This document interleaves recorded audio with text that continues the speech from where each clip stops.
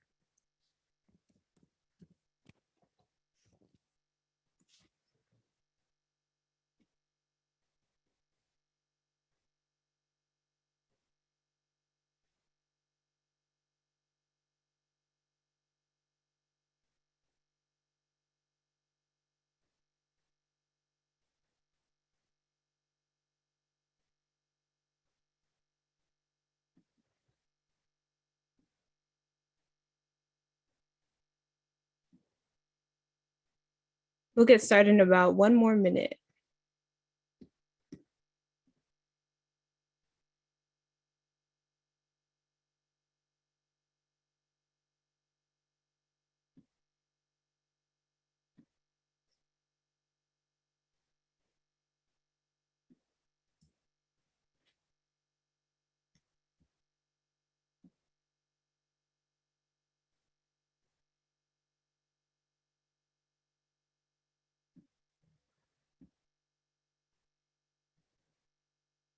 All right.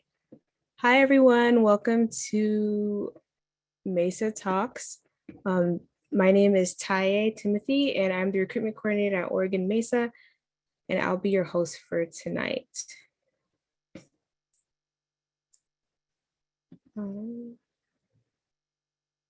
So before we get started, I kind of wanted to give a little bit of background for those who may not know or may not be familiar with. We're just going to talk a little about Mesa. So our mission at Mesa is to provide students underrepresented in the fields of mathematics, engineering, science, and technology with the skills, knowledge, and opportunities to develop their talents, explore technology-based careers, and enter college and compete successfully in the workforce. So Mesa is a equity first program and a STEM program second. So we want to make sure that we focus on equity and making sure students and our staff and the community members we serve are well reached, and we want to make sure we meet the needs of all our audiences. So today, the community guidelines, just a few things to point out. To be respectful, make sure you're listening to understand, listening actively and attentively, and don't be afraid to ask questions. We have the Q&A later today, and allow yourselves to be uncomfortable and assume positive intentions.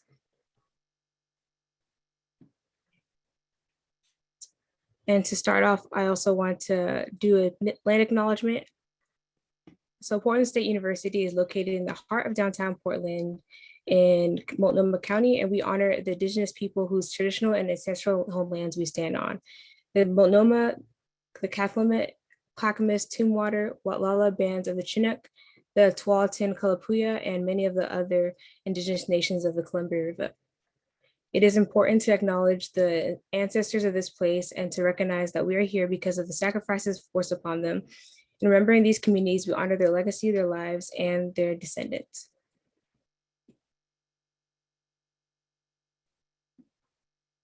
All right, so now it's the time to introduce our speakers. They're all here in their lovely faces. We'll introduce them one at a time, and then we'll get into our discussion for the night. So we have Willie Chambers. You can go ahead and wave when we say your name, if that's fine. Willie Chambers, and also known as the Fresh Prince of Protein, is the kitchen manager of the Sunrise Center in Rockwood, Gresham.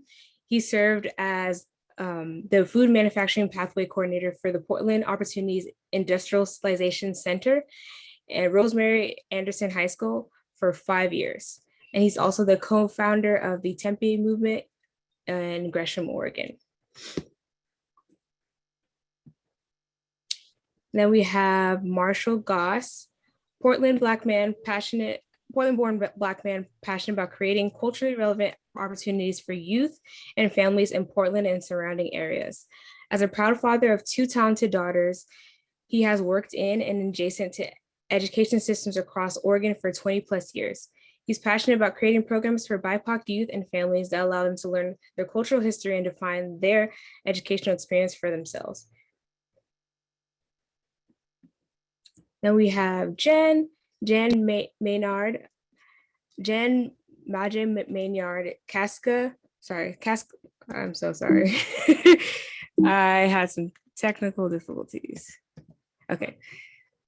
Jan Maynard, Cascadena, First Nations and Scottish, is a year-round forager and decades-long Portlander. She has been born and raised in Alaska, hunting, foraging, and learning the land. She's dedicated to social service, food access, and community building. Her reverence for Zenger Farm constitutes years of gratifying engagement as a food access advocate, foraging mentor, and community chef. And last but not least, we have Dee Dee Hopkins. Dee Dee Hopkins is an LA raised, that is Louisiana, or LA. Los Angeles, okay. Los Angeles raised Portland-based chef who has found her life's work with EGC, that is Equitable Giving Circle. While she is classically trained and has worked in the private sector for the past 10 years, her recent move to Portland in 2019 has immersed her in the fight for food equity. Growing up in the South Central Los Angeles in the late 80s and early 90s, she knows firsthand the impact that living in a food desert can be imposed on both your physical and mental well-being. Her hope is that the work she does with Equitable Giving Circle can continue to alleviate these inequities by providing fresh and nutritious options that may be otherwise unattainable.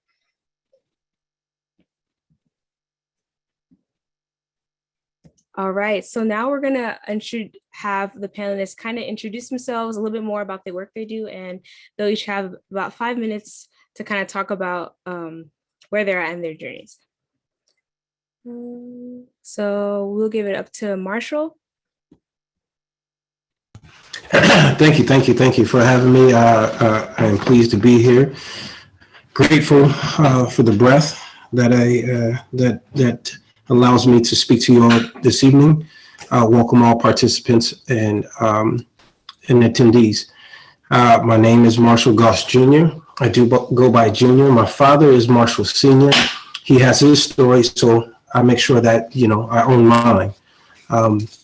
And so I'm here representing Black and Blue, which is a newly formed nonprofit founded by my little brother, Marcel Goss, which is one of the co-owners of Everybody Eats PDX, a restaurant down in the Pearl District in 10th and Davis. I was called to the stage for Black and Blue by way of my works through Kairos PDX. I was with Kairos for about 4 years. I have a young daughter that attends Kairos PDX. She is a 5th grader there. She's been there since kinder.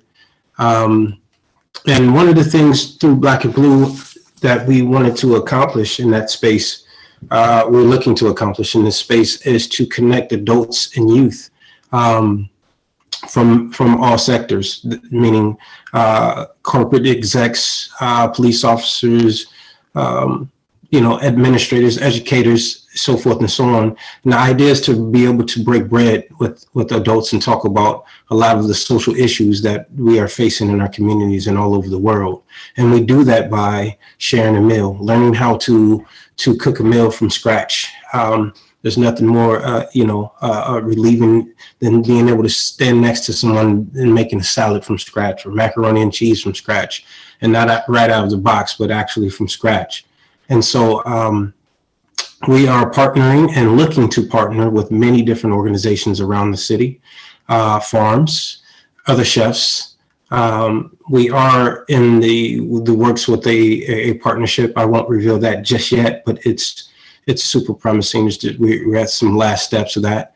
But we will be partnering with an organization. So we will be bringing Black and Blue to their organization, as well as supporting the things that they have going on.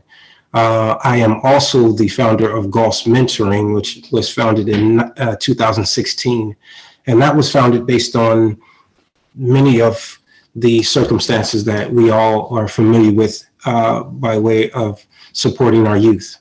At the time, I was a Sun Site coordinator through Metropolitan Family Service in 2016 at Alder Elementary. As the story goes, just being involved in the community, noticing, and in the school setting, noticing that, there were several young men that just needed a little bit of extra attention. Reached out to the principal, was allowed to call parents and let them know that I was starting a program that would take them out every Saturday. And when I say every Saturday, it was every Saturday. And we wanted to just get them out to see the city, outside the community, and not just outside the community, but just, outside their community to see different things, but also inside their community and understanding the resources and the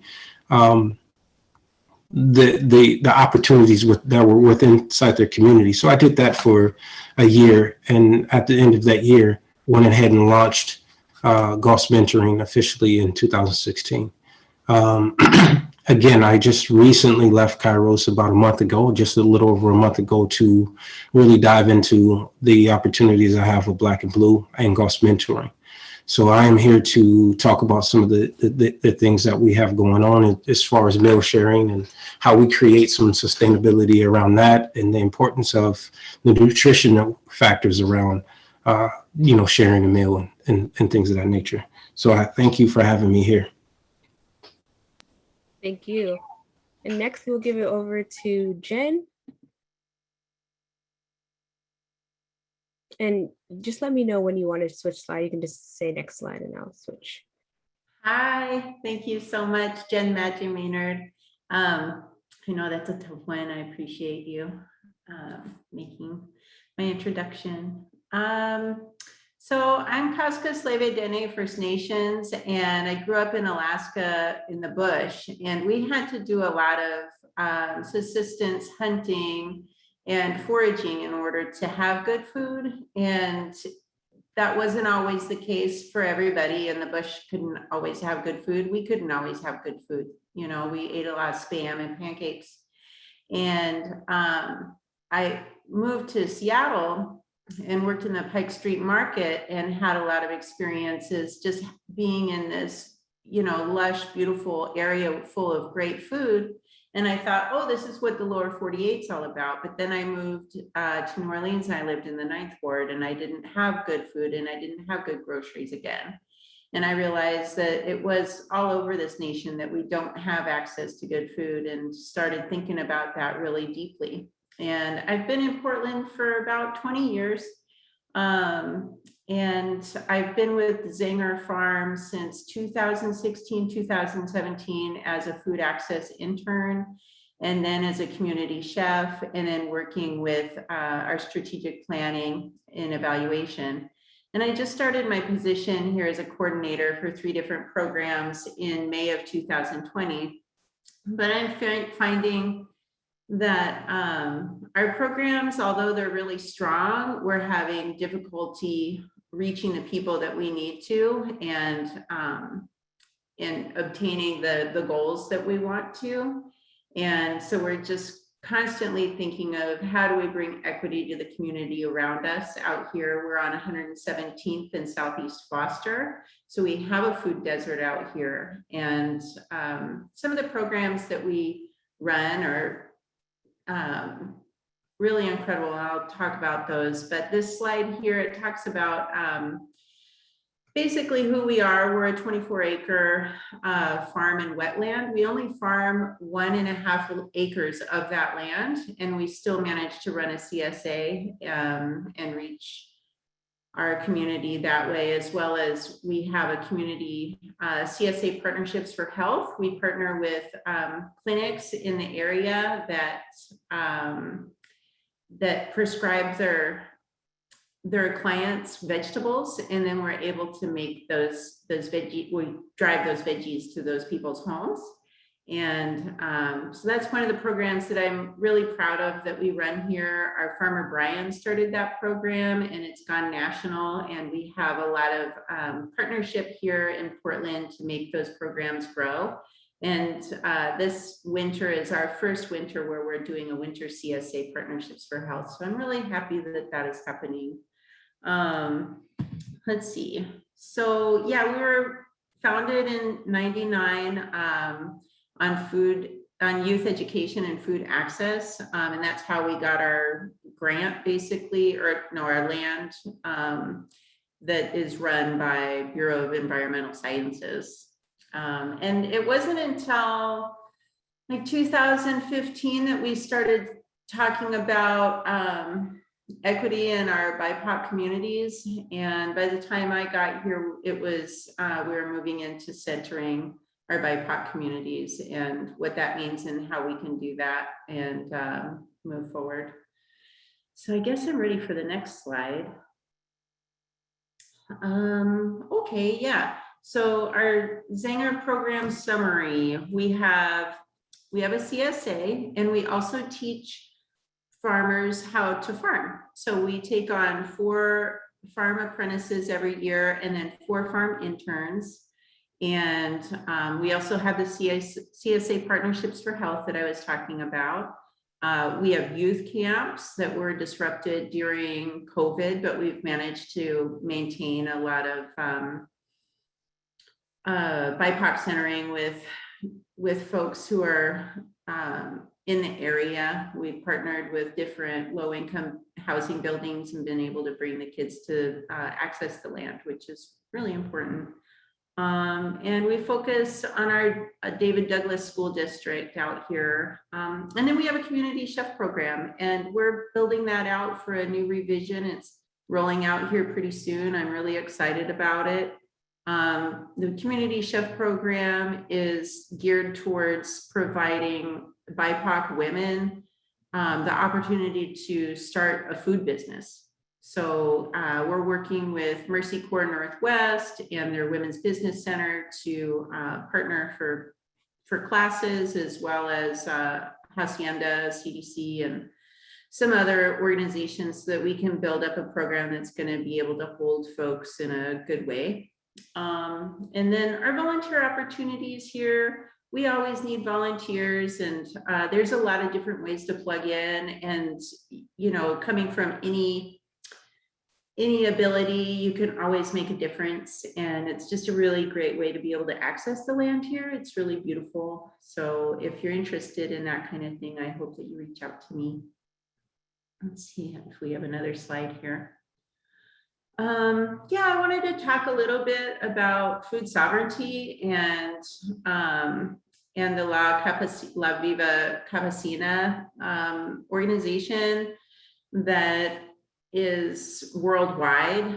And I was just hoping that y'all would dig a little bit deeper on that so that you can find resources to be able to maybe work into your programs or use for your learning dyads or what have you, because it's what it's all about when you're working with community for community in food access and food sovereignty, and the fact that the people who grow the food also should be making the choices on how the food is grown and where the food goes. So there's a lot of really rich information in there I wanted to share. I don't know if there's another slide. I think that is that it? All right. Yes, Thank now you so we'll go much. into Equitable Giving Circle, and I'll stop sharing because Bianca's actually going to share. Okay, I do believe we have a slide presentation. Hello, everyone. My name is Dee Dee Hopkins, and I am the director of the CSA program for Equitable Giving Circle. First slide, please. Yes, Bianca, whenever you're ready, can you please share that. So I can obviously start. We are a Black femme-led organization that is based here in Portland, Oregon, that started at the beginning of the pandemic. because the need was there. Our basic focus is to provide sustainable options for inequalities that go on specifically within the housing and the food program. Oh yeah, there we go. Awesome. So our main focus is to try to alleviate inequities within the food and housing systems by providing nutritious, organic food that might otherwise be unattainable within our communities. Sadly and unfortunately, there's a disproportionate amount of Black and brown people that live in food deserts. A food desert, if you don't know, is a place that doesn't really have nutritious, sustainable, from the ground food. You can find a liquor store or a Church's Chicken or a Taco Bell on every corner, but can you find an organic anything? You cannot. So we are really trying to alleviate that by providing our families free of charge, with contactless delivery, nutritious and healthy options for them. Next slide, please.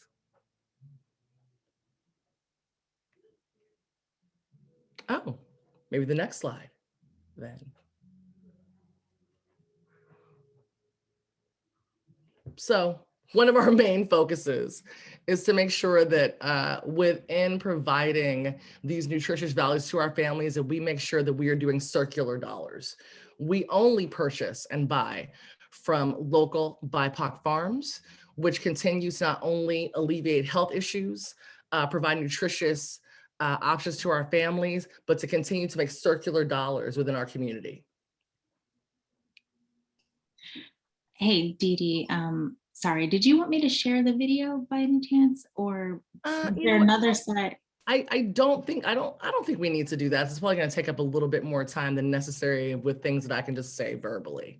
Okay, go ahead. But we can go for our next slide if there is one available. There is another one. It's another video, so that's okay. Then we can skip that too. Reparations is vibe. We all know the story of 40 Acres and a Mule. That's not necessarily what reparations are. Reparations can come in a variety of ways. It can be monetary. It can be giving that $3 a day that you might otherwise spend on a Starbucks or something else to an organization such as ours, to an organization such as all the ones that we're here with today, to continue to make economic impacts throughout the community. And that is what our focus is. And if you can't do that economically, we ask that you give your time. Reparations come in a variety of ways, and that's something that I really want to focus on a little bit more tonight within our panel discussion. And next, call to action. We are really hoping that through discussions like this, that you see the importance of this work. You see how it not only affects so when you help one community, it's helping all of us, but you really want to help these disproportionate and disfranchised communities. And we are hoping that you can do that in a variety of ways, whether it be monetary, whether it be volunteer work, whether it be in-kind donations, or spreading the word about our work via email, via phone banks, via social media. We really want to be in this together as community. And we're hoping that you guys will be there with us as well. And finally, yes, please share. Share this, because I'm sure this is being recorded. Share this, share our posts. Make that algorithm go up so that we can continue to get this word out there, because this work is important work. And while we're doing it ourselves, we need you to continue it and to make it a full impact within the community of Portland. And connect with us. You can connect with us on our Facebook. Our email or our website is www.equitablegivingcircle.org. If you're looking to volunteer, you can do so as a BIPOC person by filling out the BIPOC volunteer form. Or if you are a white person, we have a form that's called Quality White People. We would ask for you to fill that out and continue to help us move this very important work here in the community. All right, thank you. And I'll go back and hand it over to Willie. I don't know how personally, how I beat most of what's been said already from everybody. Marshall and I have been in a number of meetings with our STEAM coalition, Northeast STEAM Coalition, for a while. Very familiar with Jan and Zenger Farms and what they're doing out there. As a matter of fact, I was working with Sophie and her whole food product and what she was doing with chutney. I worked with her for a while with that. But Dee Dee, it was good to hear what you guys are doing.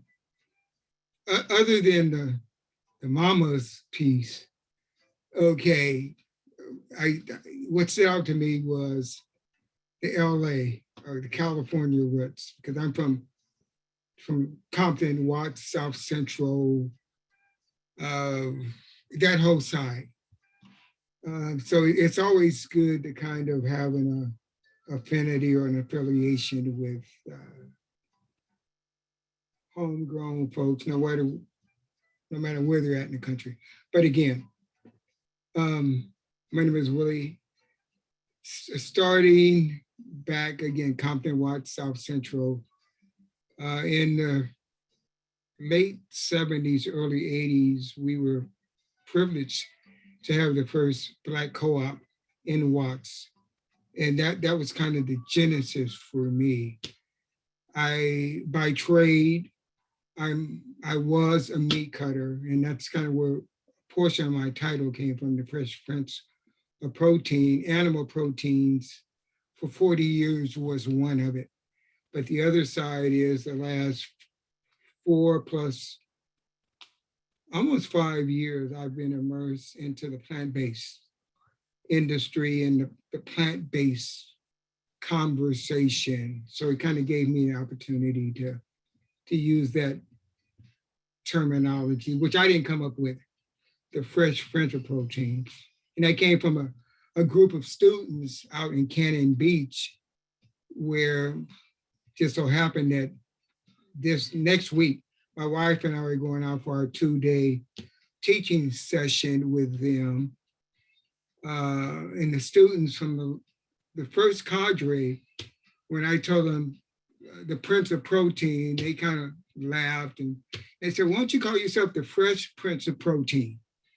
And when they said it, I knew already where the Fresh Prince concept came from. But when they said it was like, I like that.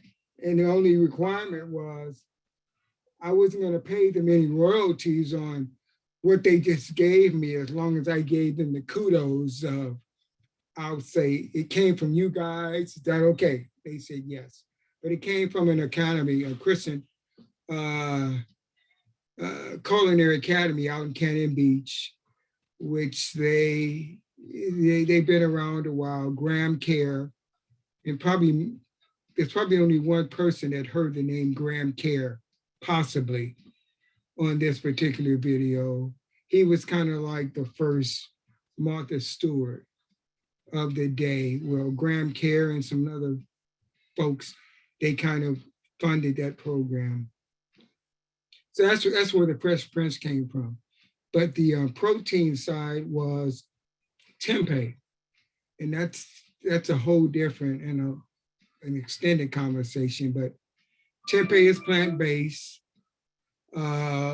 Also, I have personal relationship with Tofurkey and Septibet,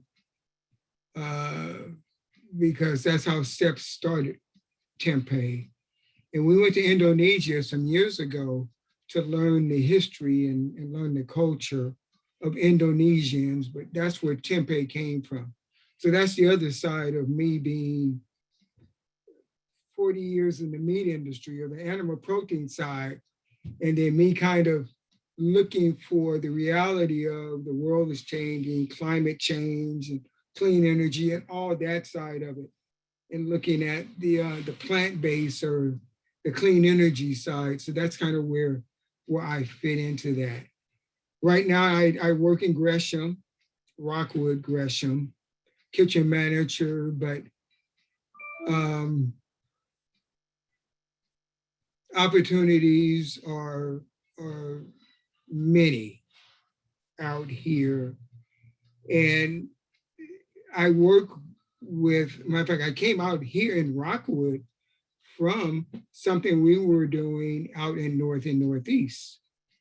And it's an organization called the Northeast STEAM Coalition. And originally it was STEM, but we changed it to STEAM. But it was surrounding how do we incorporate a lot of the opportunities our community youth, Black primarily, but BIPOC wasn't even a term then. But how do we introduce our Black community and communities of color to the science, technology, and engineering and math conversations? It was surrounding IT, it was surrounding computer science, coding, all of that, aviation. And that's how I was introduced to it, through an organization. And maybe Dee Dee, you heard of organization in Compton called, I keep thinking about Airway for Science. It's not Airway for Science though, but there's an aviation organization in Compton that they teach kids how to fly planes or whatever under the auspices of STEM. That's how I was introduced to it, probably a decade and a half ago. But when we talked about doing STEM in North and Northeast, it was okay, but I'm not an aviator. I'm not any of that, computer science or that. I'm more food science, food pieces. So a part of our mandate was to have two centers. One was in North and Northeast, STEM centers, or STEAM centers, but STEM centers. One was in North and Northeast, and the other was out in East County or Gresham because of the progression of migrating of our Black community members out in East County.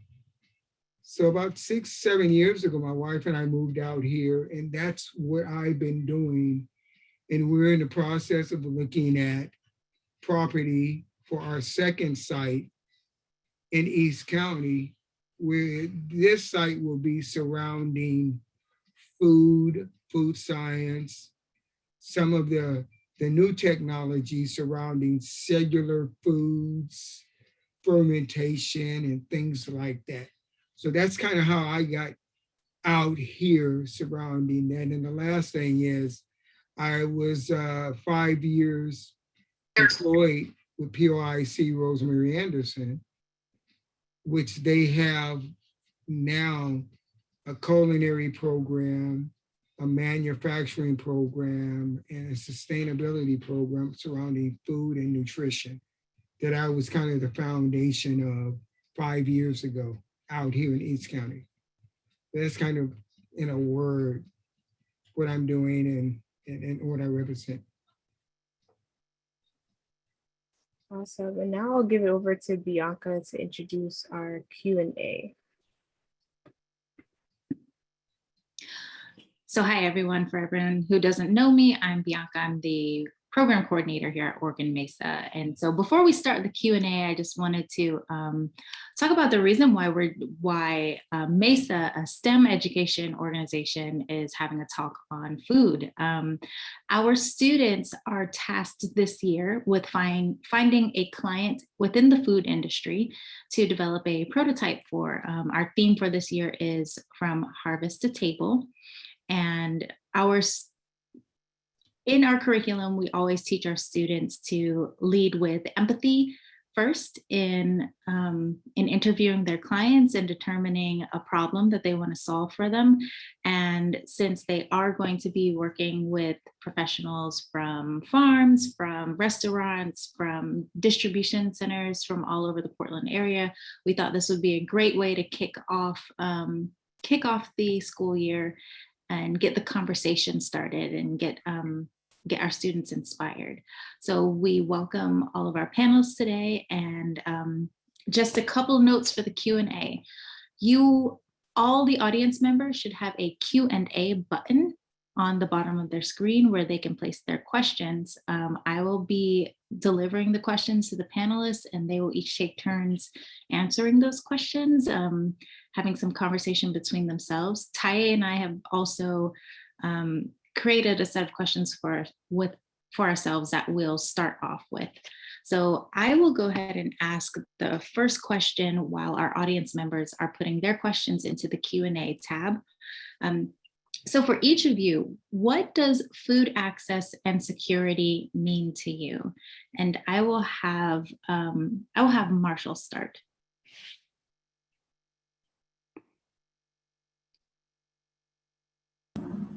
Thank you. What does food access and security mean to us? That's a fantastic question, obviously.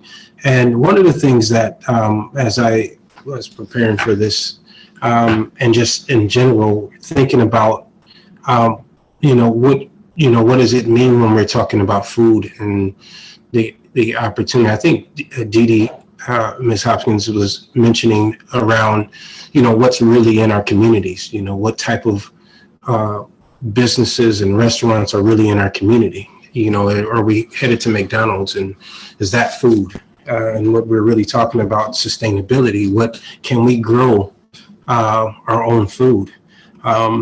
Really quick, I just had a conversation earlier, and we were talking about, can anybody find a watermelon with seeds in it? So we figure out how to grow our own food. Everything now has no seeds, so it's all, genetically modified food.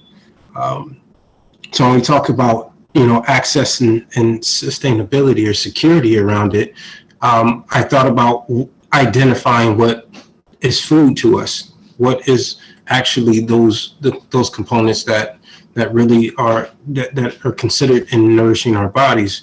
What we historically have known, and just growing up, being raised on certain cereals and different junk foods and things of that nature, a lot of the information wasn't presented to us, so that we could understand how food really, supplies energy to our body and helps us live, right? So we're just eating up a bunch of junk. So the security around food is having the knowledge around what is food and the true essence of what is nourishing to our body. And then we, are able to dive into what that means, around the industries. And when they're talking about, when we're heading into the grocery store, why things are priced the way they price. If we now are talking about healthier foods, Willie, like it costs more for us to be healthy. I have a juicer, and keeping fruit and veggies in my house is really expensive in some cases if I don't have other resources or a connection to Zenger farms or to some of these other folks that are on the panel. So the security around that is information and access to people that do have information and access. The security around food is having the knowledge of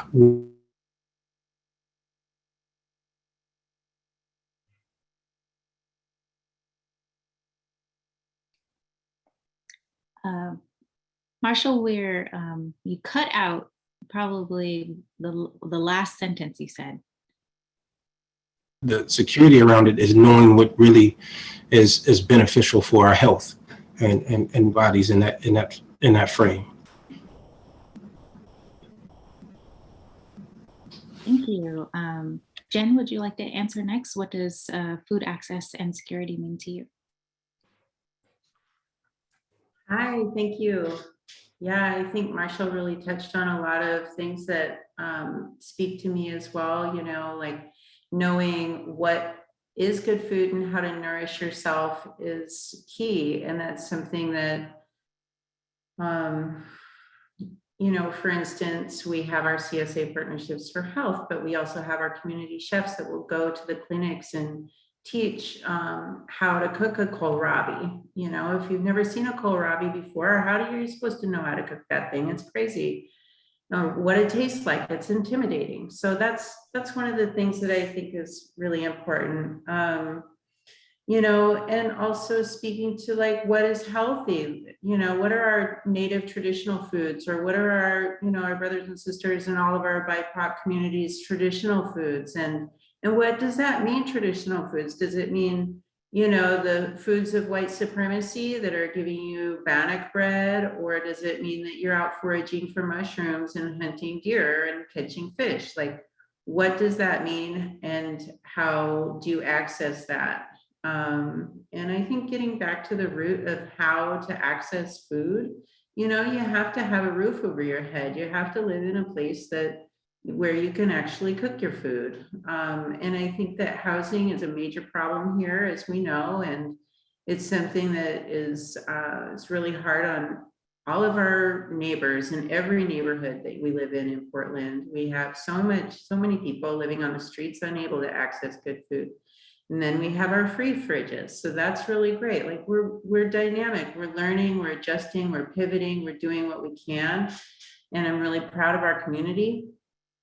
But going back to like food access and being able to understand where our food comes from, I think it's really important. That led me on a journey. I had a mushroom farm for a while, an urban mushroom farm. And I felt like that was something that I could share with my community, teach folks how to grow mushrooms. I felt like that was really important. In the last couple of years, I've been doing something super radical and in raising chickens in my yard and teaching people how to process chickens. You know, it wasn't 2 generations ago, my grandma had her own yard birds, but now it's illegal to do so. So I think that, you know, when you're thinking about food sovereignty and you say food sovereignty, it is a very radical thing to do, to raise your own yard birds in the city and to teach your neighbors how to do the same. But it's something that we have to take back, and it's really important, and we need to demand the right to do so. And that is food sovereignty to me.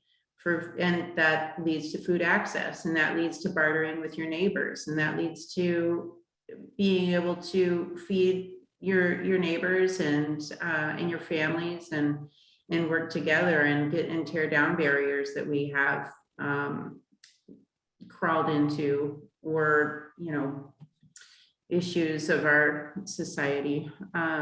Yeah, I mean, knowing where to get food access is our biggest issue. We couldn't feed the planet how many times over. We have so much food, but we don't do it because we don't have food access. And so we can do things that are radical. Like I run a food access pantry out of my garage just by going to different gleaner groups and collecting food and running it through my house. You know, I mean, we can do things like that. And I think that that's, you know, the grassroots approach. There's also a lot of groups that do that for you with their grant money. And I think that's really important to learn how to access. And I don't know, I could talk about this forever, but I'll stop now. Thanks, Jen. Dee Dee, do you have anything to add to the question? Yeah. I do. You touched on it before, but yeah. So I think particularly within the African American community, the thought of raising your own food and getting your hands in the soil is triggering. And I think that's what they want for us, because honestly, being able to grow your own food and have your own food is the ultimate in sovereignty. You're able to not only provide for your families, provide for yourself, but do so in a healthy and nutritious way. But I think unfortunately, because so many of us come from a history of servitude and slavery, we've all really tried hard to like get out of that. And I think that's something that we need to work on as a culture, to realize that being the people that who we are, even though sadly we were forced into doing that sort of work, that we were to come back to it, that we would own everything, that we'd be the ultimate, and we'd have our own sort of power. So I think first of all, that we need to realize that food access can come from us. If you have a garden, if you're able to grow your own food, you have the ultimate freedom. But they don't really want that for us, is my deal.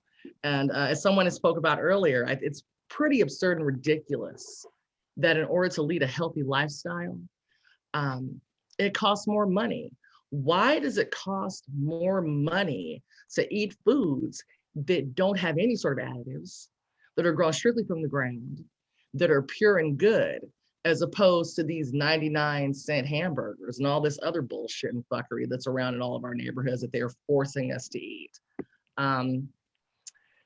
It's pretty sad. So I was thinking about that and what is food access. So what we are trying to do is to make sure that people have the access to that food. In addition to providing our families with these particular boxes, we're also giving them the options to grow their own food. So I believe that we need to know and realize that the access can begin with us. Getting back to the soil, getting back to our roots, working through that trauma that we were forced through would help to alleviate all of this. There's so much land, there's so much opportunity for us to have the access to these foods. But I think a lot of it is going to take getting through past traumas in order for us to do so. So yeah, that's my spiel. Thank you. And Willie.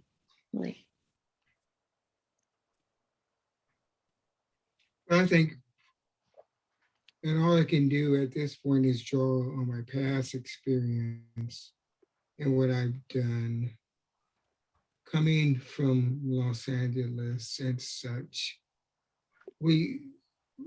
A group of us, African Americans specifically, are Blacks and Wots, plus other ethnicities, decided to kind of come up with a co-op, our own co-op. And that was kind of my intro to lentils, millet. You and Watts and millet? What the heck is millet? Okay, lentils was even a question, now oats and all that. So that was kind of my intro. And this was the early 80s. And it opened up because of the Olympics and things like that. Things began to really be expansive to where I was exposed to an array of things outside of meat cutting, because I did a 2-year apprenticeship. So I went through a whole 2-year apprenticeship, meat cutter. So I was in the retail industry from that point on. So I began to understand that side of it. But when you talk about being the first Black co-op in a particular community and all of that, that was kind of my exposure. And we used to come up to Oregon, literally, being in SoCal, Southern California. We used to come up in trucks and buy pears, apples, and those things and bring them back to Cali. And we would utilize those in our co-op, as well as watermelons were relatively available. And we used to go on a month or two watermelon fast. I say we, just organizationally and community, we party for 6-8 months on whatever the foods were we did. But we made sure we did the oil changes of at least a month or so of watermelon fast to clean our bodies. So we were relatively kind of ahead of the curve as it relates to African Americans.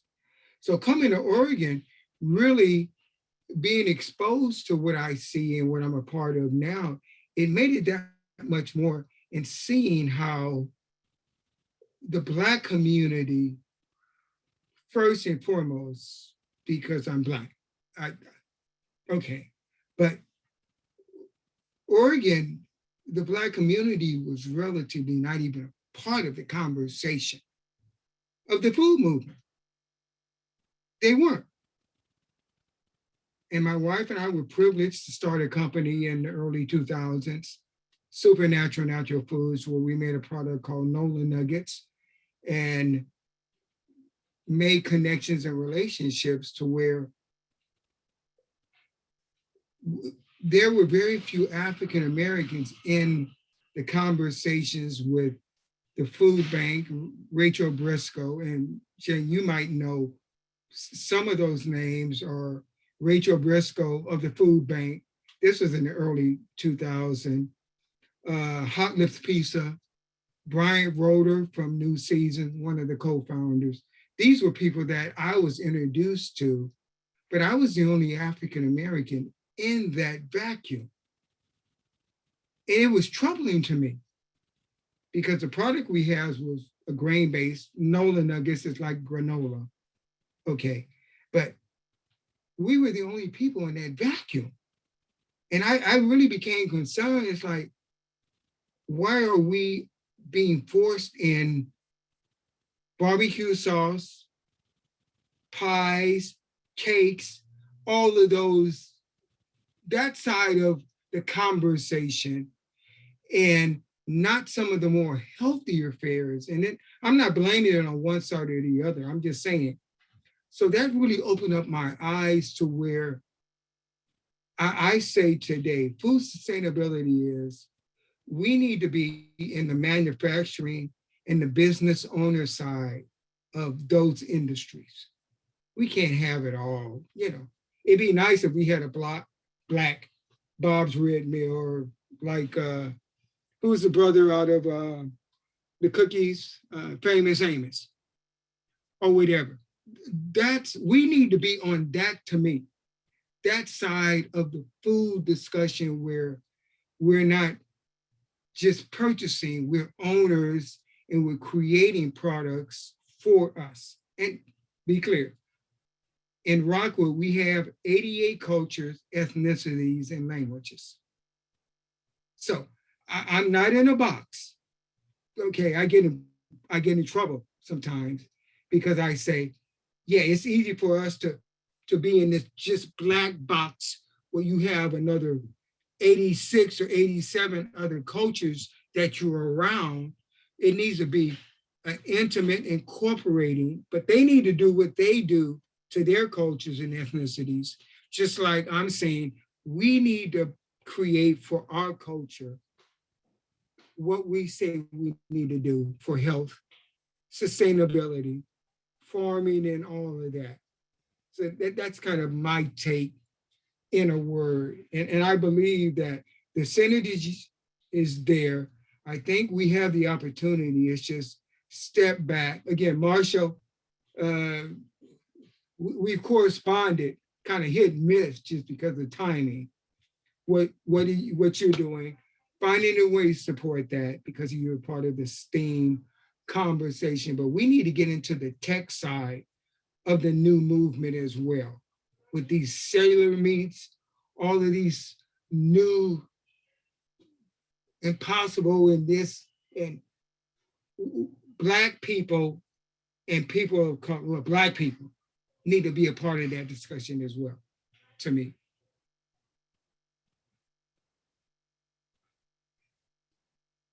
All right, thank you all for those answers. So I'm going to move on to the next question, and I'll let you all just jump in and chime in. I'm not going to necessarily like call names or anything. The next question is, thinking about the role that STEM plays in how we grow and distribute food in the future, what excites you? And in contrast, what do we need to be cautious about?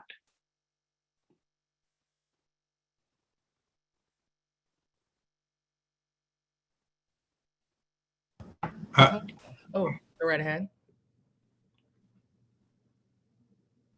I can go first. So obviously with science, I believe in science. I'm a firm believer in science in a variety of ways. So I believe that with technological advancements within agricultural work, that it plays an incredible part. Math, science, all the things that can go within us, making sure that we're continuing to move forward environmentally and sustainably. But in the same tone, there's also things like Monsanto and things that still work within those same sort of realms. I think that's kind of one of the biggest things, to make sure that we are using, and in essence, using our power for good. That's it. I think that would like kind of sum it up for me in one sense, making sure that we are using our skills and knowledge that we have for the good of the actual concept of what we're trying to make happen.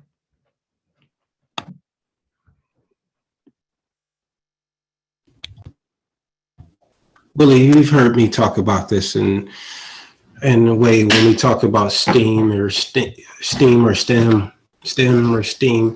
is that the idea that we are selling our natural cultures back to, society is selling it back to us, and that we having conversation about the future of, technology in the future. And if we stop and take a look at some of the things that are being created now, they existed in our cultures prior to the present day.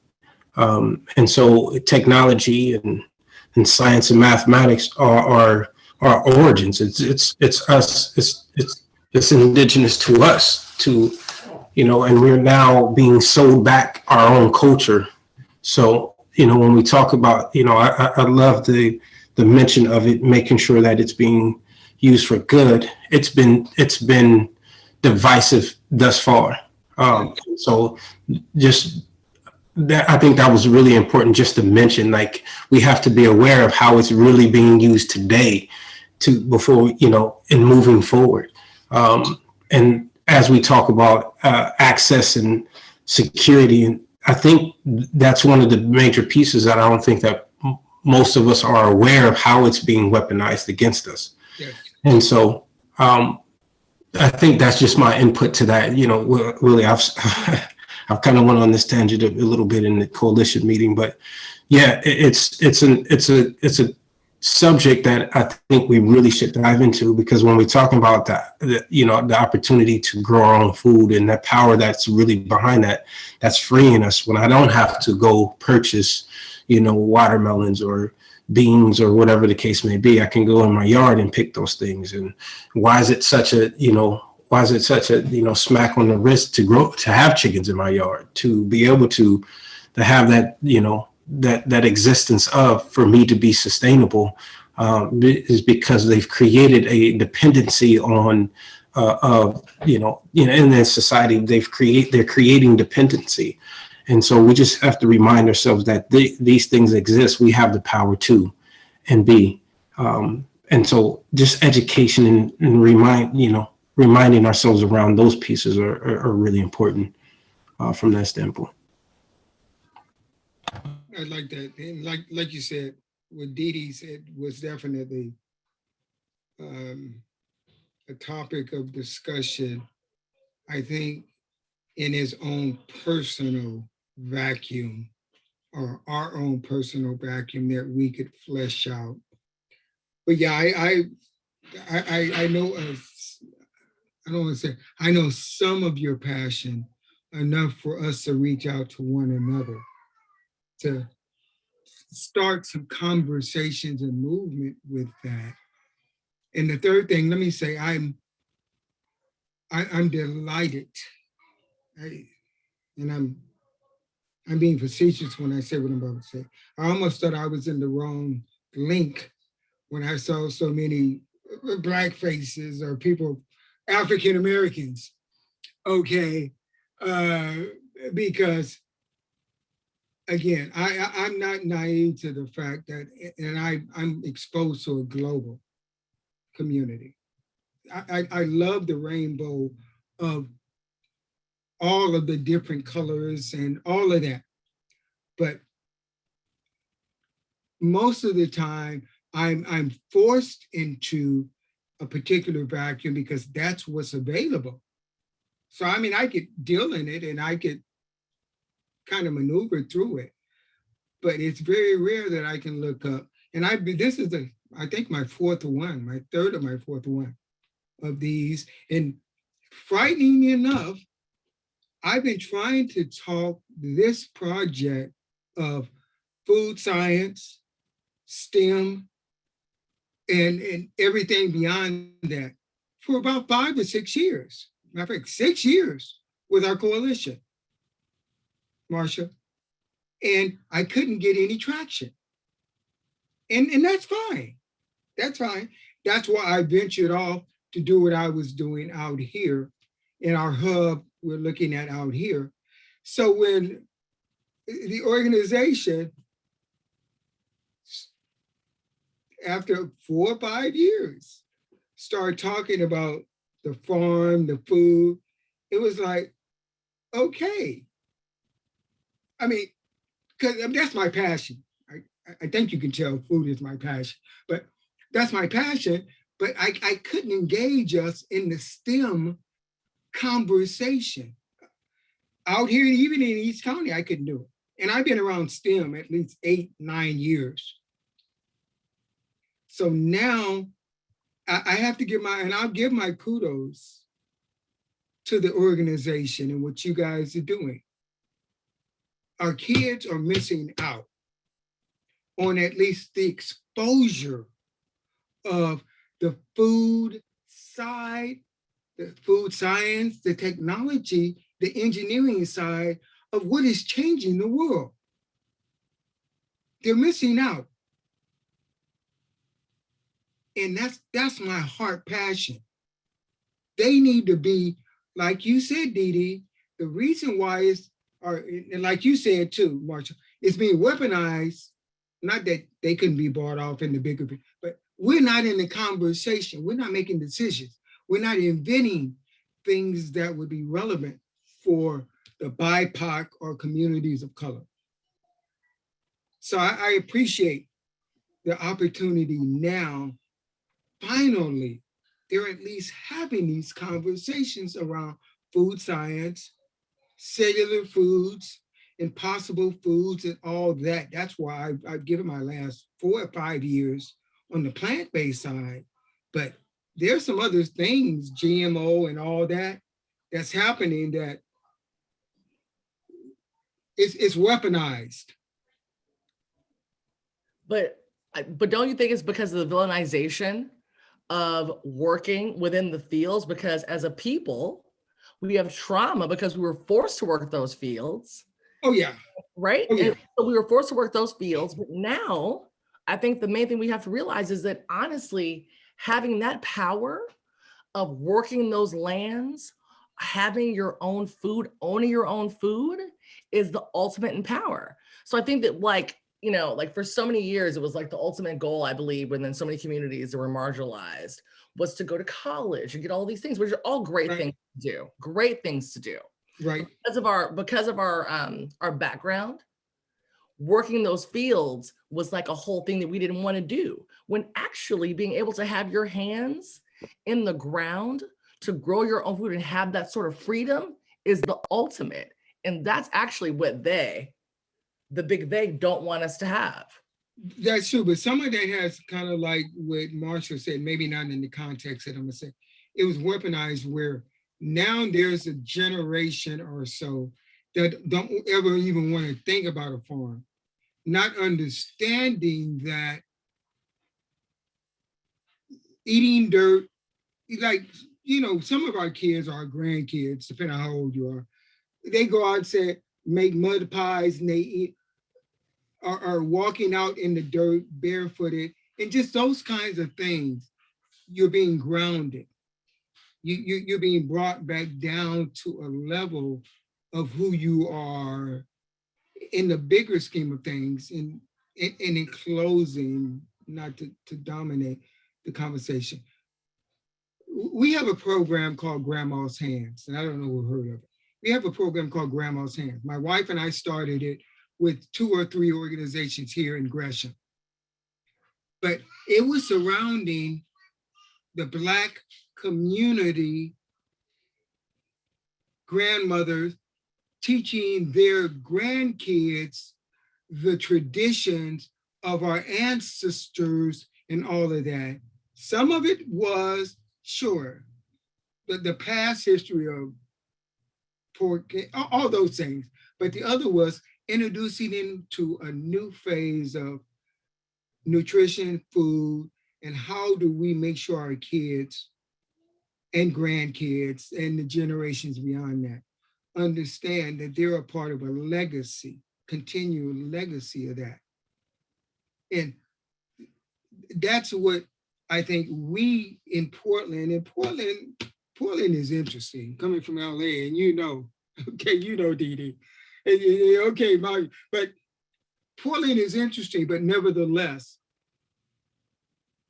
to be able to have a group of Black people, and again, Jan, it's really amazing because a number of organizations are starting and having conversations, but how do we synergistically make sure we have those interdependent, supportive relationships? But again, the organization tonight, you guys, for me, have sparked a new, let's go forward and let's do this.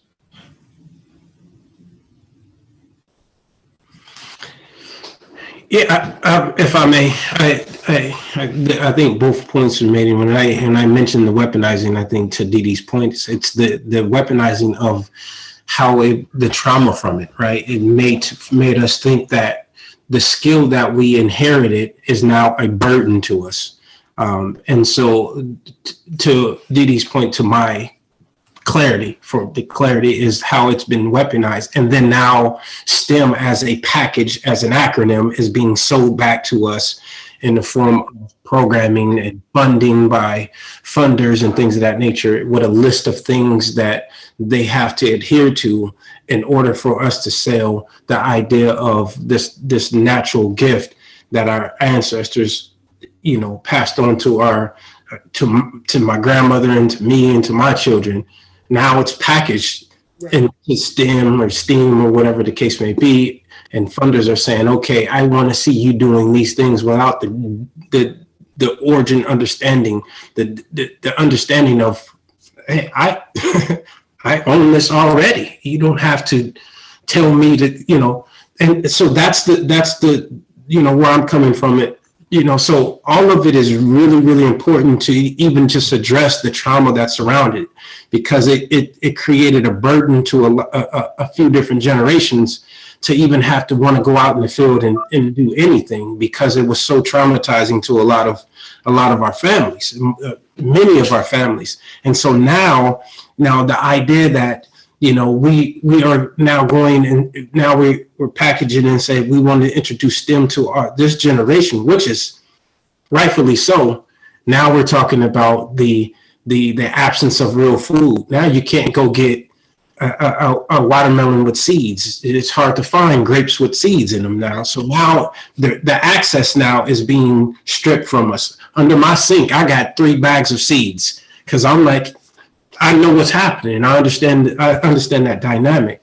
I think moving forward, to your point, Willie, is into Dee Dee's point. Now, how do we get back to that space? How do we now, one,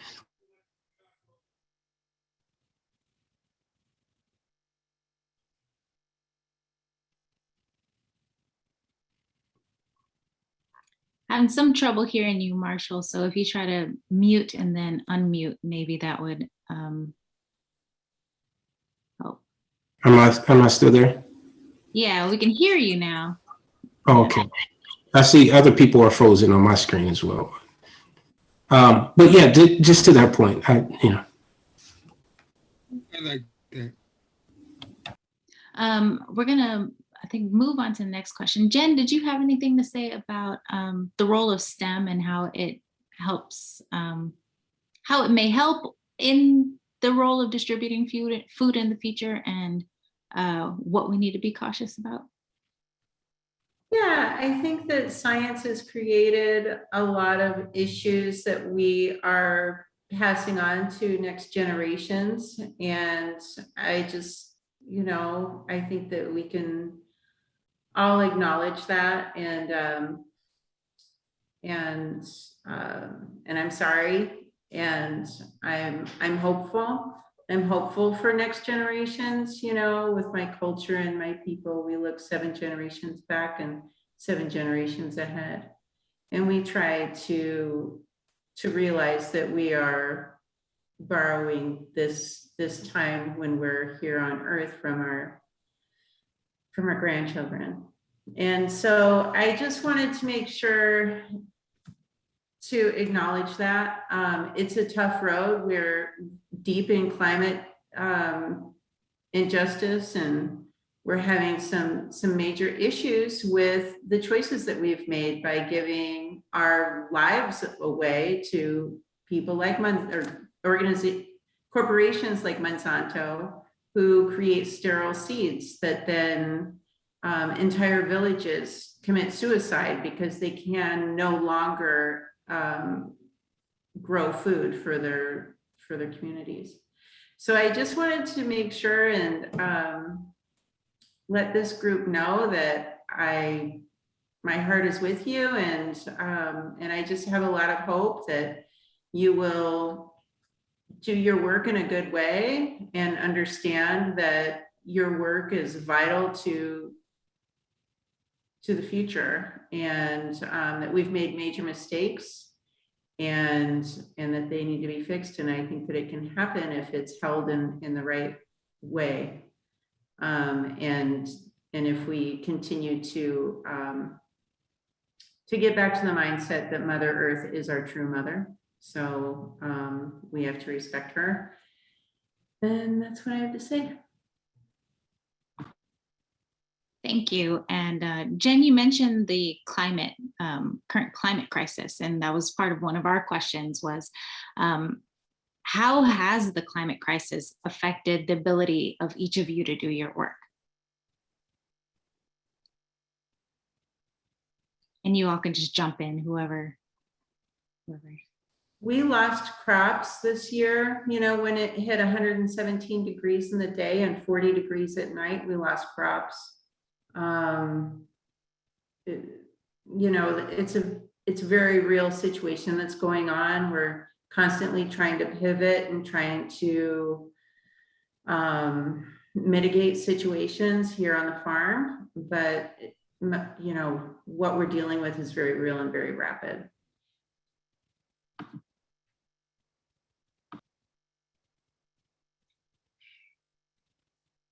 And personally, I would say, and let me just say this to you, and I'm speaking for me, not, you don't have to apologize to me because you weren't there. Your feet were not on the ground at all the past, but I appreciate the acknowledgement of the past generational ties and what you say today, to acknowledge that in the context of this discussion. So I appreciate that. Okay, and if somebody, when people come up to me that I've been knowing for 25, 30 years, I look at them and say, you know, I'm gonna sock you in your face if you apologize to me when I know you don't fit that definition of what is being said or done. Because knowing you 25 years, if you were really that, I would have known you 25 minutes. Okay, not you, but the person. So I appreciate that. I think for me, especially when you talk about climate change and some of the things that's happening globally, and even in the Western world, I deal a lot with honey in our product. We started with honey as kind of being the foundation of our product, NOLA. And when we first started in 202, 203, we were paying about $50 to $65 for a 5-pound bucket, which is about 60 or 65 pounds of honey. Okay, this was 2003 or so, or 4. Well, now that same $65 is $400 to $560 because of the decimation of our bee population, local, regional, state, globally. So I understand it because I have an intimate relationship with it from there. Of course, we see a lot of things happening around the planet and things being said and done. So I'm still questioning somewhat what Marshall said. How much of that is weaponized on a larger scale to do what they're doing. Kind of like with the GMOs, it's the same with what's happening with our food, our export, import. They got ships all over the country, if not the world, being 20, 30, 40, 50 days out. How much of that is weaponized against what a bigger opportunity or plan might be? And how does that affect us at the ground level? I don't know. I have my suspicion, but I don't know. So some of it is, that's the reason why local, why we need to control our food, somewhat our water, somewhat our local economy, community-wise,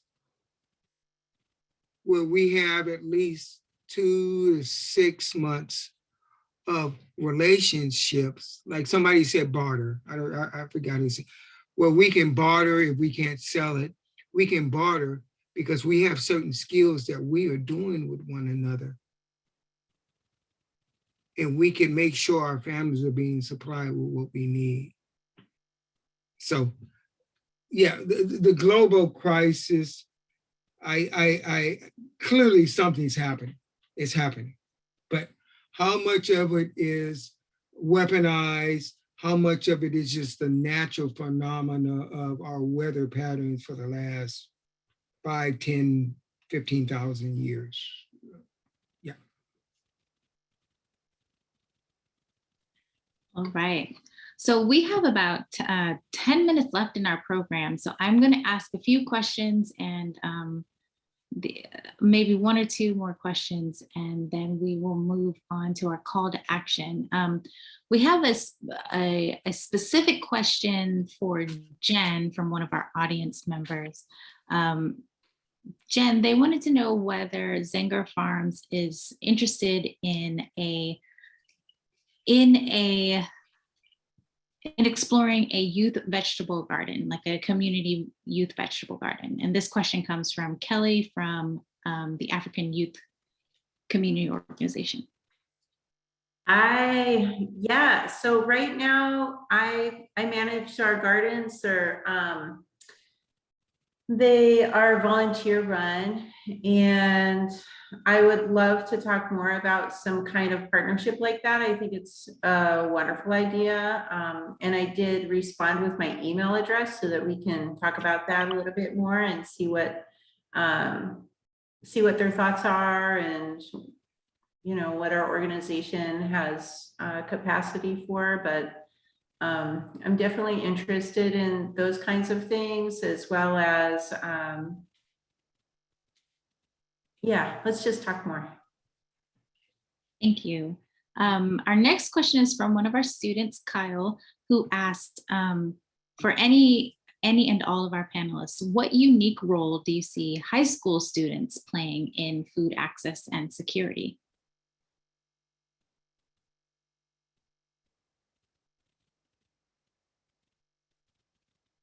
I mean, I believe that it distinctly starts with like all the generations. Start them young.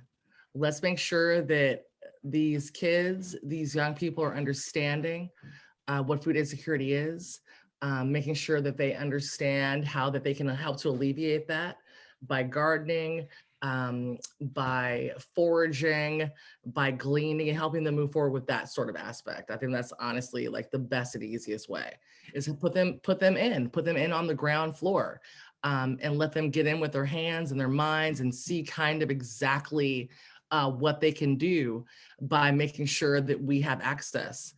There's so much food that goes to waste in this country. Like, one of my main things is like, honestly, since coming to Portland and really delving into this work and seeing how things kind of go down, there to me is no reason that anyone should ever go hungry in this country.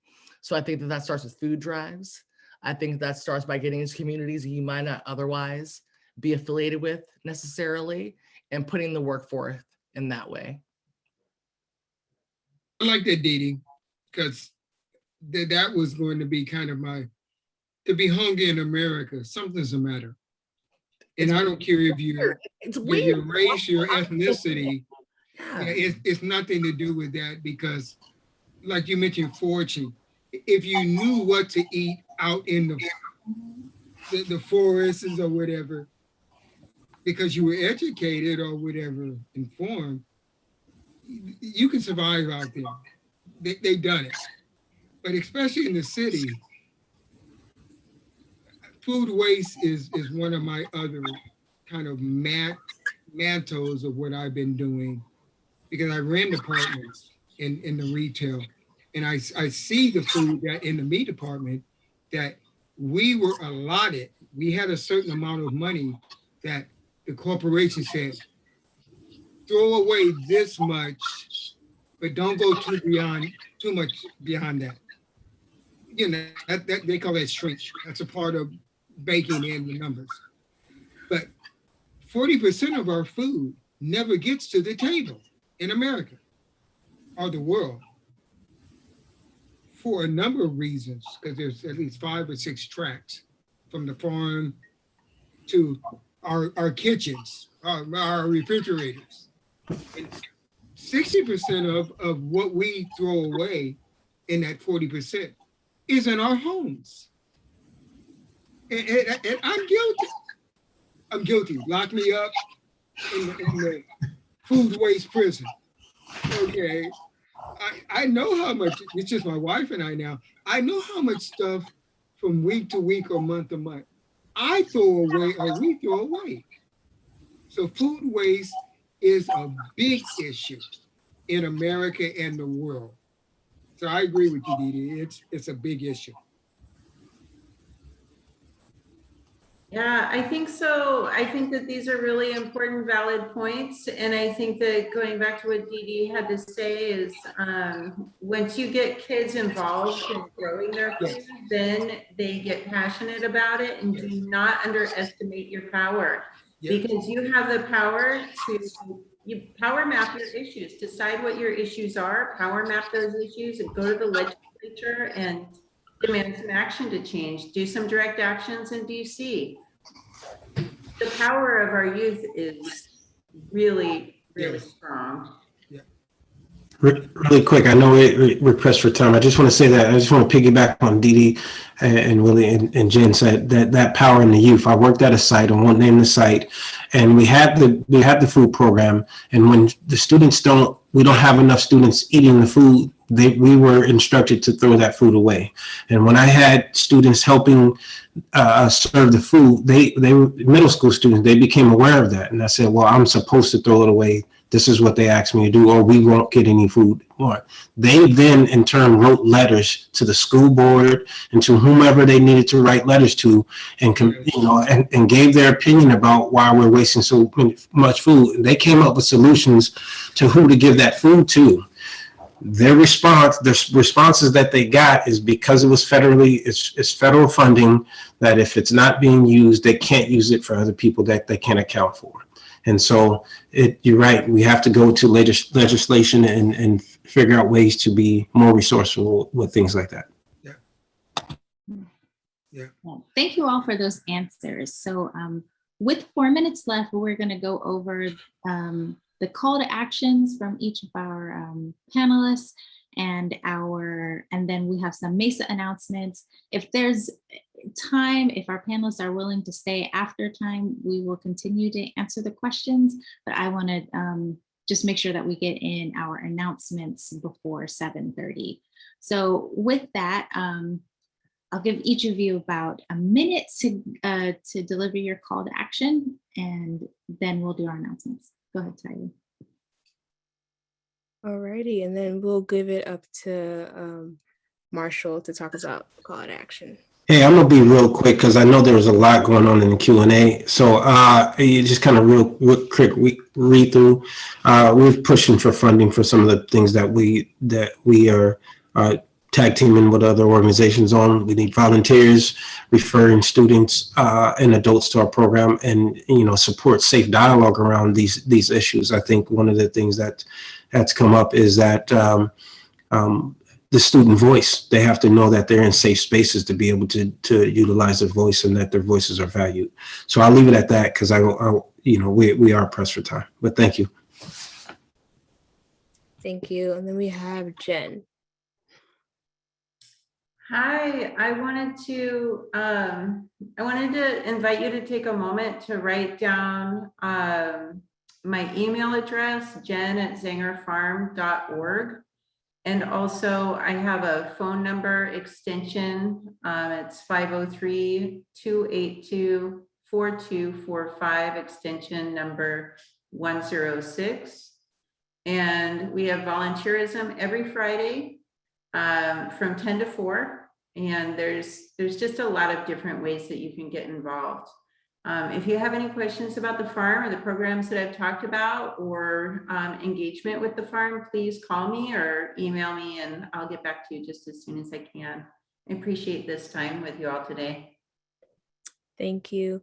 I know Dee Dee kind of went over her call to action earlier, but we can give it over to Willie real quickly and then we can give it back to Dee Dee if you want to add anything else. Willie, do you have a call to action for us or any way we can get involved? You are muted currently. Okay, sorry. I would say, listen in, everybody. I agree with especially the youth participation.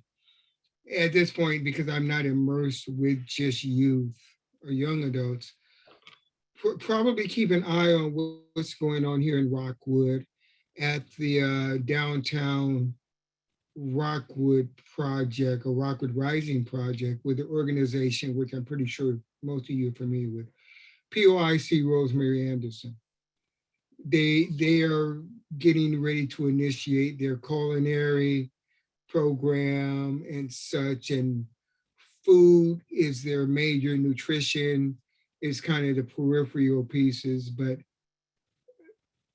I think they would fit into what everybody is saying for opportunities to kind of engage the community, but with kind of a structure where they have 4 high schools around the city where it can kind of dissimulate, not just with one, but out there. But POIC Rosemary Anderson would be a good opportunity with their culinary program.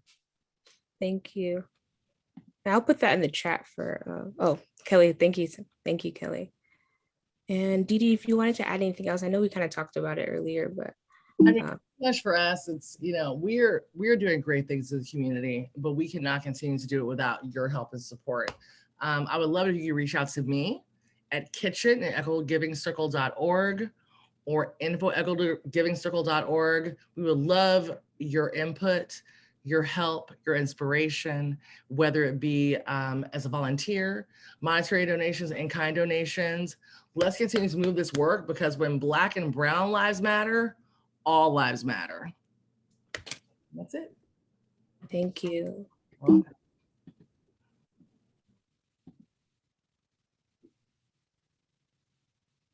all right, can you go back one more slide? Okay, so thank you all for your call to actions. Like I said, if our panelists are willing to stay afterwards, we'll continue answering the questions. I'm about to drop the link to these slides into the chat. So you all can view all the information that they've shared here. I'll make sure that each of our speakers' contact information is input into these slides. So please, I hope that everyone is getting this slide document, but everyone can view those and find the link, all the links and information here. As far as MESA announcements, MESA students and parents, our enrollment forms are due November 19th. So this is you telling us that you are participating in MESA and letting your MESA teacher at your school know that you are officially participating. Parents have to fill this out with students because it serves as our permission slip. You can find the form on MESA every day. There's a link to the English form and the Spanish form there. You can also follow us on social media. We post all of our MESA Talks on our YouTube channel, so definitely follow us on YouTube, but we We have Facebook, Instagram, Twitter, and LinkedIn, where we post about all of our upcoming events and programs, how to volunteer, how to become a MESA student, and also how to join the MESA team. So thank you very much. And since we are a little bit past time, I will let everyone go. Panelists, if you're willing to stay, please drop me a yes or no in the chat, and then I will continue with the questions.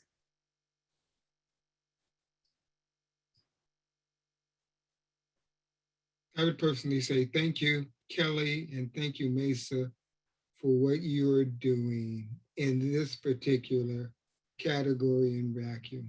Thank you very much. Thank you, Willie.